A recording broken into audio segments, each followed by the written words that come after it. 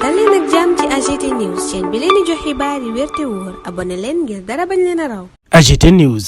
daleen ak jàmm ci chaîne bi ngeen taamul seen bopp mi AGT News ñu wax ci manipulation médiatique ak it démocratie boo xam ne dafa nekk ci jafe-jafe mu laaj fonctionnaire sénégalais yi daal di jóg taxaw ku ne xam na taxawaay bi nga xam ne tudasukaay xibaar da koy am cim réew rawatina ci démocratie boo xam ne day wuyoo turam bu ñu demee nag ba tudasukaay xibaar yooyu wàcc seen yoon dafay indi ñàkk kóolute goo xam ne day tukkee ci askan wi jëm ca ñoom. fan yële ñu génn gis nañu ay yéenekaay yu nekk fële ci tugal demee ni agence France Presse tënku ci AFP ak yéenekaay bii di Le Monde génn ay xibaar yoo xam ne daanaka kàcc la cat ba cat te lañ ca jublu mooy rek xajamal processus démocratique bi nga xam ne ci la Sénégal nekk. tutasukaay xibaar yi dañu am jéego bu am solo boo xam ne dañu koy dox ci wàllum tasum xibaar. daanaka ñoo joxe xibaar yu wér te wóor rawatina ay analyse yoo xam ne du am benn parparloo lépp nag tukkee ci ay faits yoo xam ne amul benn natable lañ ca jublu mooy rek leeral gis-gisu askan wi bu defee bu tànneef jotee ku ne xam fa nga jëm. transparence ak précision ay bànqaas yu am solo la si liggéeyu tasum xibaar boo xam ne dafa ànd ak qualité këru tasukaay xibaar yooyee sax dañu war a gëstu seen source di leen lim. su ko defee daañu mën a yemale lépp loo xam ne joxe nañ ko ci xibaar mu mel ni rek duñu jeng ci benn boor bu dee ne dañu wàcc yoon woowee dafa mel ni démocratie bi ci boppam mooy nekk ci jafe-jafe fii ci réewum Sénégal démocratie bi dañ ko wékk ci qualité journalisme boo xam ne dafa ànd ak éthique waaye itam équilibré ngir rek leeral askan wi ci lépp loo xam ne ñenn wàllum politique rawatina dundinu askan wi. buñ demee ba taskatu xibaar yi wàcc yoon woowee nga xam ne dafa jëm rek ci joxe xibaar yu wér te wóor bu boobaa dañuy sóobu ci li ñu dëppee manipulation maanaam ñu di leen jëfandikoo di leen defloo ndax koppar gu ñu leen mbuxum ak yeneen te loolee dafay yàq ak dal cim réew rawatina kóolute gi nga xam ne askan wi dañ koy am ci taskatu xibaar yi. kon jot na taskatu xibaar yi xalaataat def seen liggéey ni mu waxee bañ a am benn parparloo rawatina di jeng benn boor bàyyi ba ca des. ndax démocratie bi moom kott moo ci soxee mu mel ni am na xët goo xam ne dañ ko jagleel itam administration bu Sénégal ñoom ñi nga xam ne dañ am taxawaay bu am solo ci kaaraange gi fii ci réewum Sénégal la ndax li am tey dañ koy waxtaanee ni ki ëllëg Sénégal dëkkub jàmm la dëkk la boo xam ne gis nañ fi dal rawatina progrès waaye nag ku ne ci askan wi am nga nësër ci ëllëg gu gën ci réewum Sénégal loole nag dafa mel nañ ko nësaxal ndax ku am xalaat bu rafet ngir Sénégal ëllëg ñu dugal la ci guuta indi la ay jafe-jafe ay manifestation pacifique dañ koy aaye ci réewum Sénégal ci loo xam ne teguwul fenn ay doomi aadama yoo xam ne dañoo gore ñu jàpp leen tëj leen ci kaso bi te amul dara lu leen di toppee ay kilifa yu yëngu ci wàllum politique ñu fëkk seeni droit tey loolu mooy Sénégal lépp nag agent de la fonction publique yooyee ñoom ñoo koy def mu mel ni jot na tey ñu fàttali leen ne dañu war a tëddee njaaxanaay jox bépp doomu aadama sa àq ak sa yelleef donte ne sax fi mu nekk nii daanaka ay dogal nañu exécuter fu ñu tolloo ndax nag comme sikkim dañ leen di wax def leen ñu def waaye war nañ xalaat ni ëllëg réew mi dafay nekk ci loxoy yeneen i kilifa te bu boobaa dañu war a doxal leneen loolu li ñuy doxalee jamono jii. Pape Alé Niang mel ni sax ku leen di cax naan leen jëf ji nga xam ne moom lañ leen di defloo bu fekkee dafa tax tey Sénégal dugg ci ak violence gu jéggi dayoo nan ngeen koy gisee beneen misaal bi mooy jëf ji nga xam ne moom ngeen di def bu taxee ba ay junniy doomi aadama ñàkk ci seen bakken bu boobaa nan ngeen di gisee seen bopp ak it naka la leen société bi di xoolee moo tax mu ne leen jëf ji nga xam ne da ngeen koy def tey ëllëg daf leen di topp ñu ngi fàttaliku xew-xew yi nga xam ne amoon na fi ci atum 2021 tukkee ci xeet yu ni men mu sàkku ci ñoom ñu daal di topp exemple yi nga xam ne mu ngi koy lim Sabassi Faye ak madame Marième Diop Gueye di ñaax ñi nga xam ne ñoom la ñuy waxtaanee fii ci réew Sénégal ba bokk léegi Sénégal soxla na li gën ci ay doomam en tant qu'agent de l'État am nañu sañ-sañ bokk ci ñi nga xam ne ñooy tëgg ëllëgu Sénégal boo xam ne daanaka ku ne di ci gis sa bopp ëllëgu Sénégal googee sax Pape Alé Niang di wax ni mu ngi ci seeni loxo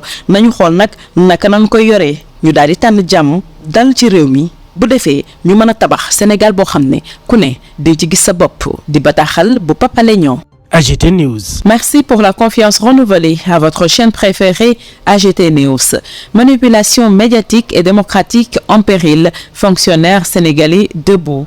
L'intégrité des médias est un pilier fondamental de toute démocratie digne de ce nom. Lorsque les médias perdent de vue leur devoir de fournir les informations précises, impartiales et équilibrées, la confiance du public est sapée. et avec elle, la démocratie elle-même. Récemment, des inquiétudes sérieuses ont été soulevées au sujet de l'agence France Presse, AFP, et du journal Le Monde qui semble s'être associé pour publier une dépêche et un article que beaucoup considèrent comme mensonger et potentiellement destiné à déstabiliser le processus démocratique au Sénégal. Les médias jouent un rôle crucial en tant que gardiens de l'information.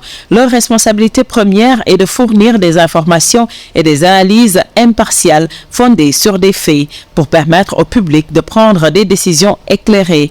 Lorsque cette mission est compromise, la confiance du public dans les médias s'érode et avec elle, la confiance dans le processus démocratique. Le texte précédent soulève des préoccupations justifiées concernant l'impartialité et l'objectivité de l'AFP et du journal Le Monde. L'accusation de publier des informations mensongères dans le but de déstabiliser le processus démocratique est grave. Les médias ont un devoir éthique de s'abstenir de biais partisans et de manipulation de l'opinion publique. La transparence et la précision sont les piliers du journalisme de qualité. Les médias ont l'obligation de vérifier leurs sources, de citer des informations de manière équilibrée et de signaler des faits plutôt que de spéculer. Lorsque cette norme n'est pas respectée, la démocratie elle-même est en danger. L'appel à des autorités compétentes et à des organes de régulation pour examiner les préoccupations est justifié. La réglementation du secteur des médias vise à garantir que les médias respectent les normes éthiques strictes.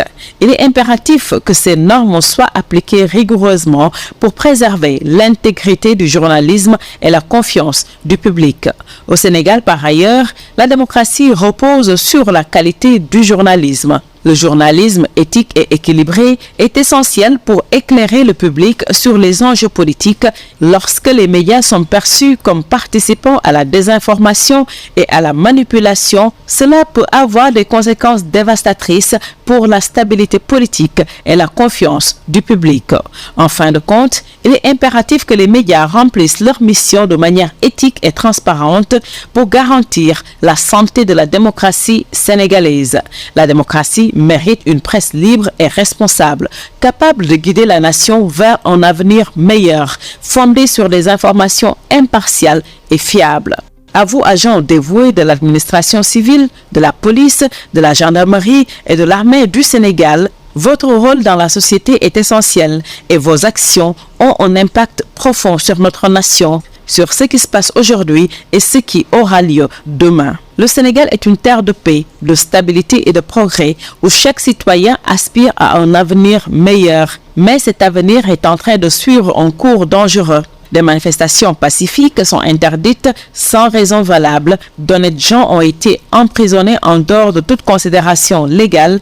Des hommes politiques se voient dépouillés de leurs droits en toute illégalité. Et tout ceci ne peut avoir lieu sans l'intervention des agents de la fonction publique que vous êtes. Face à cette situation difficile, il est crucial de se rappeler de votre engagement envers la justice, l'équité et le respect des droits de l'homme. Il est peut-être tentant d'exécuter des ordres sans poser de questions, surtout lorsqu'on craint des sanctions. Cependant, l'histoire nous montre que l'obéissance aveugle peut avoir des conséquences dévastatrices. Imaginez, jusqu'à cause d'un ordre que vous avez exécuté, le Sénégal bascule dans une violence sans précédent. Imaginez qu'à cause d'un acte que vous posez, des dizaines, voire des centaines ou des milliers de personnes perdent leur vie. N'oubliez pas que chaque action que vous entreprenez aujourd'hui aura des répercussions sur notre pays demain. Les événements de 2021 sont des preuves évidentes des conséquences de décisions administratives mal évaluées. Le régime actuel est très éphémère, mais les conséquences de nos actions persisteront au-delà. Toute sanction qu'ils pourront prendre à votre encontre sera aussi éphémère et vous serez remis dans vos droits avec le changement de régime. Prenez exemple sur les juges Sabassi Faye et Madame Ndeye Marième Diop Gueye. Le Sénégal mérite le meilleur de nous tous. En tant qu'agent de l'État, vous avez le pouvoir de façonner son avenir. Agissez avec intégrité, prudence et courage. Le futur du Sénégal est entre vos mains. Faites les bons choix pour la paix, la stabilité et le progrès. Ensemble, construisons un Sénégal meilleur pour tous. Un texte signé Papa Lénion. AGT News.